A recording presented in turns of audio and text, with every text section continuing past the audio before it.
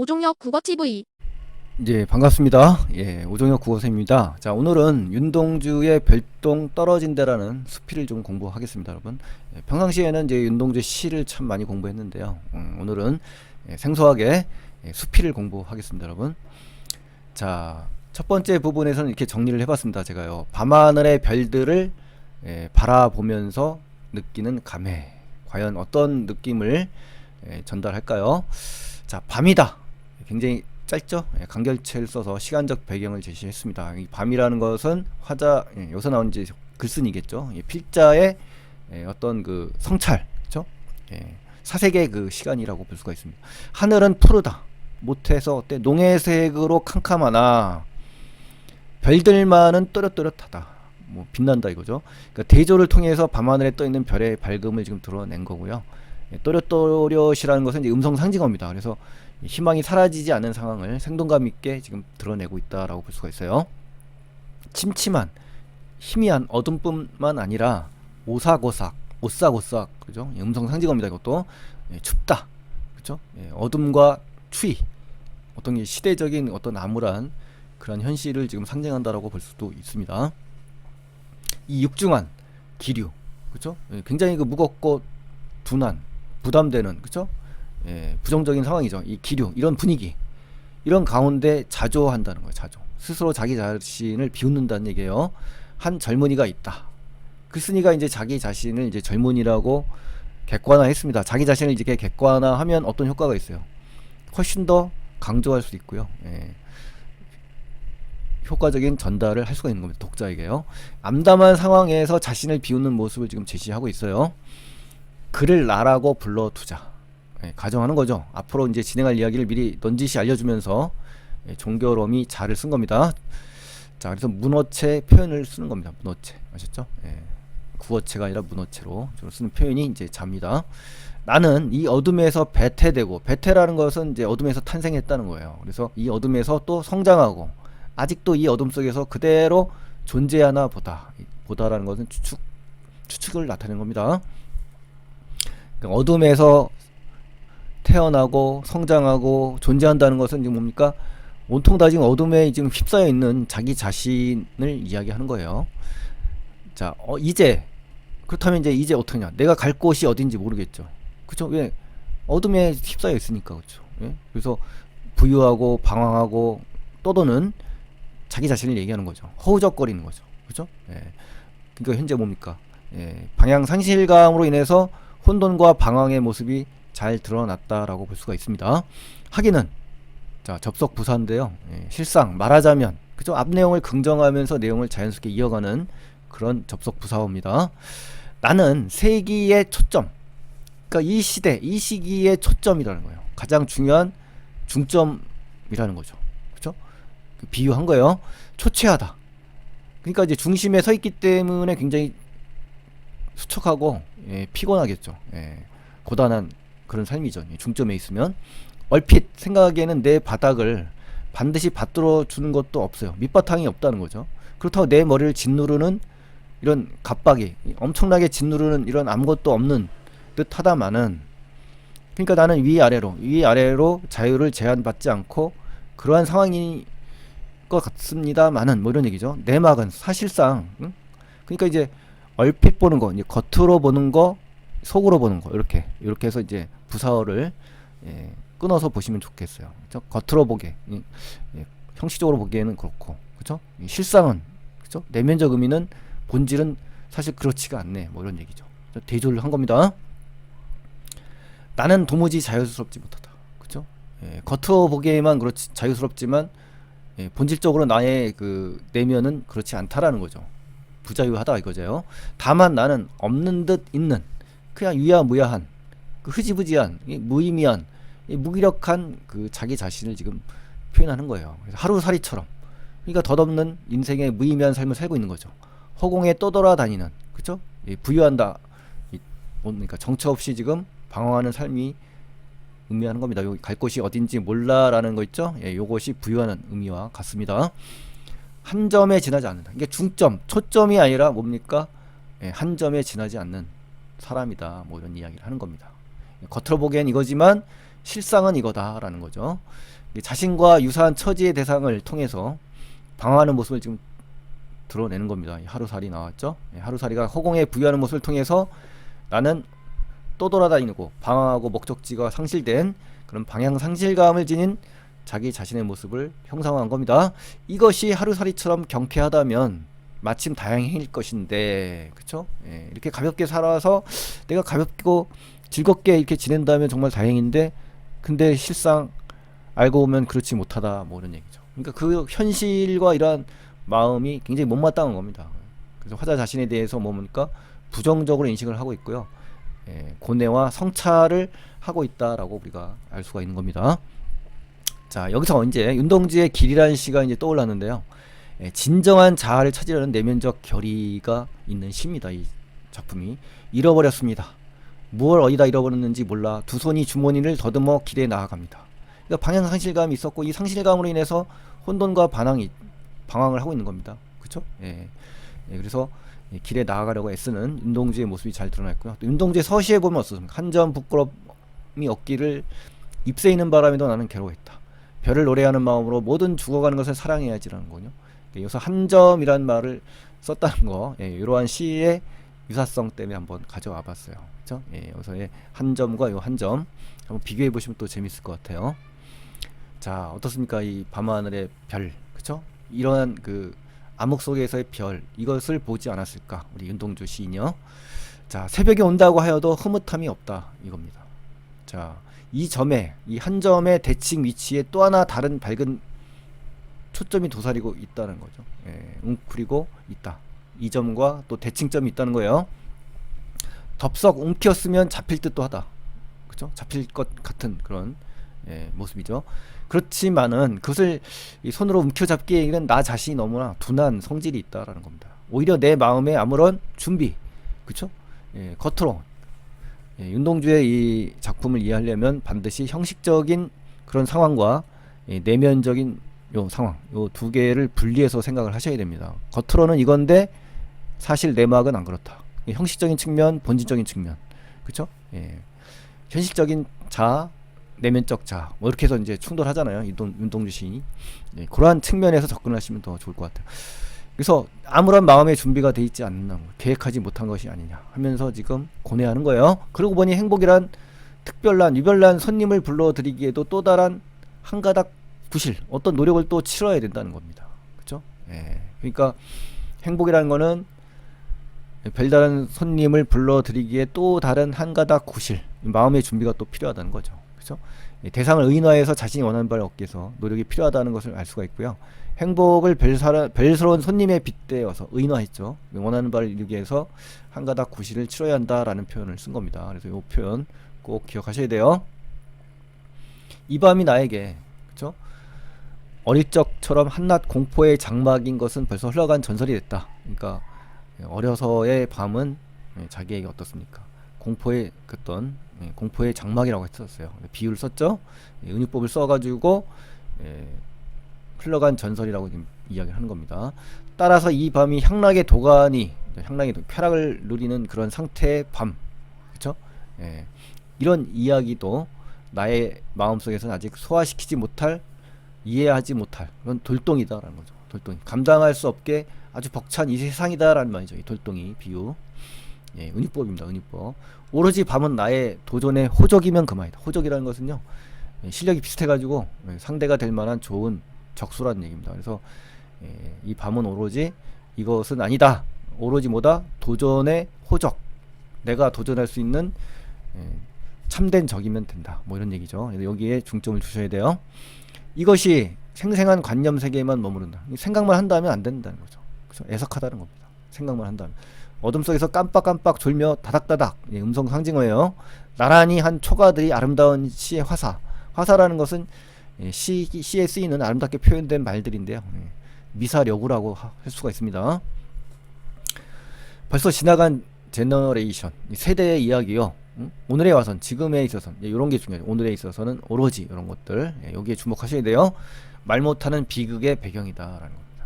화사도 아니요, 비극의 배경이 된다라는 겁니다. 이 밤이 이제 닭이 회를 치면서 새벽닭이 이제 나무 막대를 막 치는 장면이거든요. 새벽이 온다는 거죠. 맵자는 것은 맵고 짠 건데 독하고 사납다는 뜻이에요. 울음을 뽑아서 밤을 쫓고 어둠을 짓는, 그쵸? 네모라 동쪽으로 훤히 새벽이란 새로운 손님을 불러온다 하자. 예, 가정법을 썼네요. 또 가정적 진술을 활용한 건 맞아요. 하지만 긍정적인 미래가 아닌 거죠. 새로운 손님을 불러온다 하자의 가정 진술이 드러난 건 맞습니다만 아직도 암담하다는 겁니다. 그렇죠? 그래서 긍정적인 미래에 대한 확신은 아니다. 그러니까 여러분 끝까지 읽으셔야 됩니다. 아셨죠? 예, 여러분 문제 푸실 때 읽다가 말면서 답을 체크하는 경우가 있는데요. 예, 그러지 마시고 끝까지 서술을 끝까지 보시면서 정신을 바짝 차리고 문장을 읽으셔야 됩니다. 아셨죠? 예. 그래서 새로운 손님까지, 그죠? 여기까지는 참 긍정적인 거죠. 예, 그렇지만 불러온다고 하자 그러면서 뒤에 어떻습니까? 또 반전이 옵니다. 반전이. 자, 새로운 손님은 긍정적인 대상은 맞아요. 예. 자, 그렇지만 경망스럽게, 그죠? 예, 반전이 맞죠? 그리 반가울 것은 없다라고 했기 때문에 그래요. 보아라, 명령형, 그죠? 가령 새벽이 왔다 하더라도 이 마을은 그대로 암담하고 나도 그대로 암담하고, 그죠? 너나 나나 이 가랑지길, 이 갈림길에서 주저주저 머뭇거리고 망설이는 그런 존재들이 아니냐, 뭐 이런 얘기를 하는 겁니다. 그렇죠? 예. 자, 그래서 이육사의 청포도라든가 윤동주의 쉽게 쓰여진 시, 또 다른 고향이라는 시들을 지금 쭉 제시했는데요. 예, 이런 것들을 비교해 보시면 좋겠죠. 윤동주의 쉽게 쓰여진 시에 보면 등불처럼 어둠을 내몰고 시대처럼 올 아침을 기다리는 최후의 나, 그렇죠? 예, 요것이 바로 손님이라고 할 수가 있고요. 지조 높은 개는 밤을 새워 어둠을 짓는다. 밤을 쫓는 장면이죠. 우리 윤동주의 또 다른 고향인데 이 시하고도 좀 비교할 수 있으면 좋겠고요. 이육사의 청포대에 보면 직접 손님이 나옵니다. 그렇죠? 예. 내가 바라던 손님은 고달픈 몸으로 청포를 입고 찾아온다고 했으니 내 그를 맞아 이 포도를 따먹는다. 뭐 이런 장면이 나오거든요. 이 손님이 바로 조국 독립을 의미하는 겁니다. 맞죠? 예. 그래서 어둠을 내무는 장면, 밤을 쫓는 장면, 손님을 바라는 장면, 이러한 긍정적인 대상을 기다리는 화자의 마음을 우리가 읽을 수가 있는 거죠. 자, 이렇게 해서 잘 비교했으면 좋겠고요. 이제 세 번째 본에서 이제 나무에 대한 인식의 전환이 나옵니다. 그래서 나무에 대한 소재를 보시죠. 나무가 있다. 그는 나의 오랜 이웃이여 벗이다. 의인법을 썼어요. 동반자다 이거죠. 동반자요. 어떤 벗이다 이거죠. 그렇다고 그와 내가 성격이나 환경이나 생활이 공통점이 있는 데서가 아니다. 그러니까 공통점이 있어서 동반자가 아니다 이거죠. 말하자면 극단과 극단 사이, 그렇죠? 대척점에 있었어도 애정이 관통할 수 있는 기적적인, 그렇죠? 극단과 극단에 서 있는데 이것이 통하지 않는데도 불구하고 기적적으로 동반자가 된다는 거죠. 교분을 맺는 한 본보기에 지나지 못할 것이다. 그렇죠? 예. 나는 처음 그를 나무죠, 나무. 퍽 불행한 존재로 가소롭게 여겼다 이겁니다. 처음이니까 반전이 오겠죠. 그의 앞에 설 때 굉장히 슬프고 측은한 마음이 앞을 가리곤 했었어요.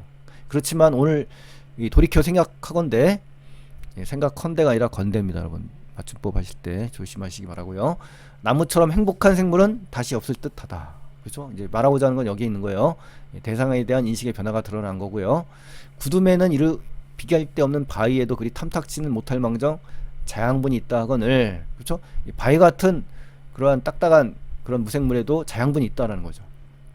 어디로 간들 삶의 뿌리를 박지 못하여 어디로 간들 생활의 불평이 있을 수 있겠느냐 하면서 서리법을 썼어요. 칙칙하다면, 컴컴하고 어두우면 솔솔 바람이 불어오고, 심심하면 또 새가 노래를 부르고, 철철하면, 허기지면 한 줄기 비가 내리고, 밤이면 수많은 별들이 오선도선 정답게, 그쵸? 음성 상징어죠? 이야기할 수 있다. 이런 거죠. 이것이 바로 뭡니까? 낙무가 행복한 이유를 지금 쭉 나열하면서 일거법을 쓴 거죠. 네, 그래서 행복한 생물은 다시 없을 것이다 라고 구체화 시킨 겁니다. 그래서 나무는 행동의 방향이란 거충장스러운 과제에 봉착하지 않고, 여기에 이제 직면하지 않고 인위적으로 우연으로든 탄생시켜준 그 자리를 지켜요. 그래서 무궁무진한 영양소를 받고 영롱한 햇빛을 또 흡수해서 손쉽게 생활을 영위하고 오로지 우리 윤동주가 잘 쓰는 이런 부사어, 하늘만 바라보고 뻗을 수 있는 것이 무엇보다 행복스럽지 않느냐, 그렇죠?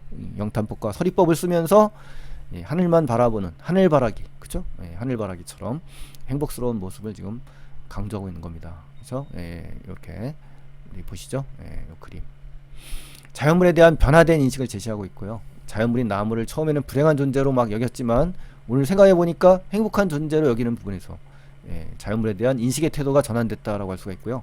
자연물에 대한 감정이입은 드러나지 않았습니다. 감정이입이 없어요. 계절감을 드러내는 자연물을 통해서 결실에 대한 기쁨을 지금 드러내고 있다. 이것도 없습니다. 계절감을 드러내는 자연물이 없어요. 또 자연물의 미래에 대한 기대감, 이것도 없습니다. 공간의 이동에 따라, 이것도 없네요. 그렇죠? 이런 것들 OX 문제 확인하시고요. 자, 여기서 새가 있어서 나무는 행복하다, 뭐 이런 의미의 그림이고요. 또 나무는 어떻습니까? 별들과 서로 다정하게, 그렇죠? 오손도손 이야기를 정겹게 할 수 있다라는 그런 측면의 이미지입니다, 여러분. 자, 네 번째, 나의 길에 대한 방향과 소망도 나와요. 이 밤도 과제를 풀지 못해요. 이 과제 뭐예요? 현실적 자와 이상적 자, 그렇죠? 현실적 자와 본질적 자, 이 자아가, 두 자아가 서로 갈등을 하지 않습니까? 이게 화해를 해야만 되는데 갈등을 벌이면 계속 고뇌를 할 겁니다. 그렇죠? 안타까운 나의 마음에 나무의 마음이 점점 올마온 듯하다. 전이 된다는 거죠. 나무의 행복감이 나에게 전이 돼서 행동할 수 있는 자랑을 자랑치 못함에 뼈저리는 듯하나. 그러니까 소극적인 지식인, 자기가 이제 자랑할 수 있을 때 확 자랑을 해야 되는데 그럴 수 없는 이 소극적인 지식인, 무기력한 지식인에 대한 어떤 뼈저린, 자기 자신에 대한 자조적인 성찰, 반성, 이런 겁니다. 나의 젊은 선배의 웅변이 선배도 믿지 못할 것이라니, 그러면 영리한 나무에게 나의 방향을 물어야 할 것인가? 그렇죠? 선배도 아니고 오로지 나무를 스승 삼아서 나의 방향을 물어야 할 것인가? 라고 내적 고백을 하는 겁니다. 어디로 가야 하느냐? 동쪽이 어디냐? 서쪽이 어디냐? 남이냐? 북이냐? 하면서 동서남북 다 나왔죠? 화자는 가고자 하는 길의 방향에 대해서 갈망을 하고 있고요. 목마름의 간절한 태도를 좀 드러낸 겁니다. 알아, 저 별이 반짝이라는 거죠. 흐른다. 흐른다는 것은 별이 있다라는 표현도 있습니다만, 이걸 볼 때 넘쳐 흐른다, 뭐 이런 얘기를 할 수가 있어요. 별똥 떨어지는 거니까 흘러서 넘치는, 그렇죠? 내가 갈 곳이 그 길인가 보다 하면 별똥아, 별똥을 어떻습니까? 별똥별을 호명하면서 의인화했고 도노법을 쓰면서 친근하게 부르는 장면이 나왔어요. 꼭 떨어져야 할 곳, 그러니까 내가 원하는 바람직한 방향에 반드시 떨어져야 한다라는 겁니다. 자, 이러면서 이제 마무리를 했고요. 자, 우리 김소월의 바라건대는 우리의 보이스될 땅이 있었다면 이라는 시가 있거든요. 3일에 터진 농토를 이은 아픔, 그걸 극복하려는 의지가 있는 그런 작품이에요. 아주 중요한 작품입니다. 빼앗긴 자의 희망 없는 방랑의 삶이 지금 다뤄있는 이 3년을 가져왔습니다. 3년에 보시면 동으로 갈까 남북으로 갈까 서리법을 쓰면서 방향 감각을 상실하는 화자의 모습, 그렇죠? 이러한 장면, 이러한 장면 때문에 비교하기 위해서 이 장면하고요, 비교를 하기 위해서 가져왔습니다. 희망의 반짝임은 별빛이 아득함인데 물결만 있으니 물결만 떠올라 가슴의 팔다리에 왔으면 좋겠다, 이거죠. 그래서 이 시와 비교하면 참 좋을 것 같습니다, 여러분. 굉장히 중요한 작품이에요, 여러분. 꼭 공부를 전문하셨으면 좋겠습니다, 여러분. 자, 윤동주의 참회록도 굉장히 중요합니다. 그래서 자기 성찰을 위한 참회와 순성의 회복 의지라는 작품과 연결을 할 수가 있어요. 암울한 현 속에서 끊임없는 자기 성찰, 밤이면 밤마다 나의 거울을 계속 닦는 장면, 자아 성찰의 노력. 그래서 어느 운석, 별똥별 나오죠? 이 밑으로 홀로 걸어가는 자기 자신의 모습이 나옵니다. 그래서 외로운 싸움을 하겠다라는 화자의 그 목표가 담겨 있는 겁니다. 별똥별 밑으로, 그렇죠? 하강과 소멸, 죽음의 이미지인데요. 우리 배웠던 별똥별의 이미지랑 한번 비교해 보시면 훨씬 더 이해할 수가 있으실 겁니다. 슬픈 사람의 뒷모양, 왜 화자의 비극적 운명을 암시하는 겁니다. 자기는 나라를 위해서 희생하겠다라는 그런 의미를 지금 담고 있는 장면이에요. 그래서 거울 속에 나타나온다. 자기 희생의 모습을 드러낸 거죠. 그러니까 죽음을 각오해서 강한 의지로서 시련을 이겨내겠다라는 적극적인 시인의 삶이 녹아있죠. 그런 걸로 볼 때 우리 이 수필, 이 마지막 요 작품에서 별똥아 꼭 떨어져야 할 곳에 떨어져야 한다, 요 부분이 자연스럽게 어떻습니까? 해결의 실마리가 드러나 있는 시가 바로 참회록이라고 할 수가 있습니다, 여러분. 같이 연결해서 공부하시면 정말 좋겠습니다, 여러분. 자, 핵심 정리 가시면은 자신이 나갈 방향 탐색하는 것이 주제고요. 성찰과 고백, 자조적인 성격이 강하고요. 자아 성찰, 본적 자아 회복에 대한 갈망을 오래 했습니다. 그렇죠? 자신을 객관화하는 장면, 이것도 중요합니다, 여러분. 자, 이렇게 해서 한번 읽어보시면 좋겠고요. 오답하기 연습 한번 각자 꼭 해보시고요. 오늘의 마지막 한마디, 동아프리카 속담에 있대요. 길을 잃는다는 것은 곧 길을 알게 된다는 것이다. 그렇죠? 길을 잃은 자만이 길에 대한 본질, 길에 대한 가치를 깨우친다는 겁니다, 여러분. 자, 여러분들도 이러한 교훈을 마음에 되새기셔서 혹시 방향을 상실한다든가 학업의 목표를 잃어서 고민하시는 분들이 혹시 있다면 그것은 곧 반전의 계기가 있을 수 있다라는 강한 시기가 왔다라는 얘기입니다. 그렇죠? 인식을 해야만 발전할 수가 있는 겁니다. 그래서 윤동주 시인처럼 성찰을 통해서 다시 한번 극복할 수 있는 여러분이 되셨으면 좋겠습니다, 여러분. 자, 오늘은 윤동주의 별동 떨어진 데라는 수필을 공부했습니다, 여러분. 자, 오늘도 고생 많이 하셨고요. 다음 시간에 또 뵙겠습니다, 여러분. 감사합니다. 오종혁 국어TV